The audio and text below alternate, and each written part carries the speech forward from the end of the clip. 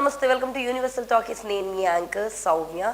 So already on స్క్రీన్లో మంచి కెమిస్ట్రీతో మన ముందు ఉండి ఎప్పుడు మనల్ని అలరించి విజయ్ దేవరకొండ రష్మిక మొన్న ఫిబ్రవరి 26న పెళ్లి చేసుకొని 7 అడుగుల బంధంలో కూడా అడుగుపెట్టారు. సో అది జరిగిన వెంటనే రణబలి అనే ఒక కొత్త సినిమా అప్డేట్తో మన ముందుకు వచ్చారు. సో ఏందయ్య సామి అనే సాంగ్ని రిలీజ్ చేస్తూ వాళ్ళిద్దరి మధ్య ఉన్న కెమిస్ట్రీని చాలా అద్భుతంగా చూపించారు.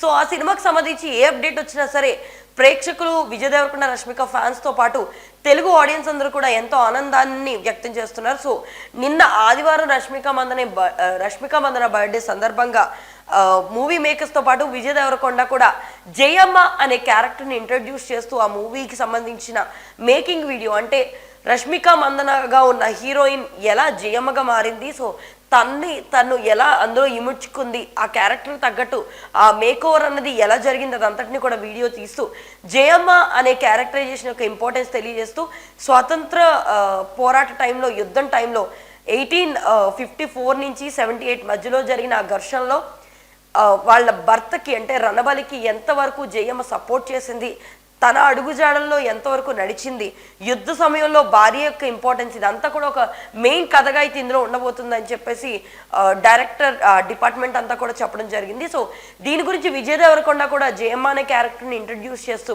నువ్వు నా లైఫ్లోకి రావడం చాలా ఆనందంగా ఉంది, నేను ఇలా జయంగా చూడడం నాకు ఇంకా ఆనందాన్ని కలిగిస్తుంది, సో ముందు మన ఇద్దరం కలిసి ఇంకా చాలా మూవీస్ చేయాలి, అండ్ నువ్వు నా లైఫ్లోకి రావడం అనేది నాకు ఎంతో ఆనందాన్ని ఇస్తుందని తెలియజేస్తూ బర్త్డే విష్ అయితే తెలియజేస్తారు. అండ్ దాంతోపాటే మైసా అనే ఒక కొత్త మూవీతో కూడా రష్మిక మందన మన ముందుకు రాబోతుంది. సో దీనికి సంబంధించి ఆ మూవీ టీం కూడా ఒక కొత్త పోస్టర్ని రిలీజ్ చేస్తూ రష్మిక మందనకి బర్త్డే విష్ అయితే చెప్పడం జరిగింది. అండ్ దీంతోపాటు ఇంచుమించు 9 సినిమాలు లైనప్లో పెట్టుకున్న రష్మిక మందన ఇకపై తన సినిమా కెరీర్ ఎలా ఉండబోతుంది, పెళ్లి తర్వాత ఈ ఫస్ట్ బర్త్డే కాడి నుంచి కూడా తను ఎలాంటి వర్షన్స్లో మనం చూడబోతున్నాం, ఇదంతా చూడాలంటే ముందు వెయిట్ చేయాల్సిందే. సో మీకు రణబలి గురించి ఎలాంటి ఆలోచనలు ఉన్నాయి, అండ్ అట్టు ఆ మూవీ ఎలా ఉండబోతుంది అనుకుంటున్నారు, ఈ అన్ని విషయాలు మాతో కామెంట్ సెక్షన్లో పంచుకోండి.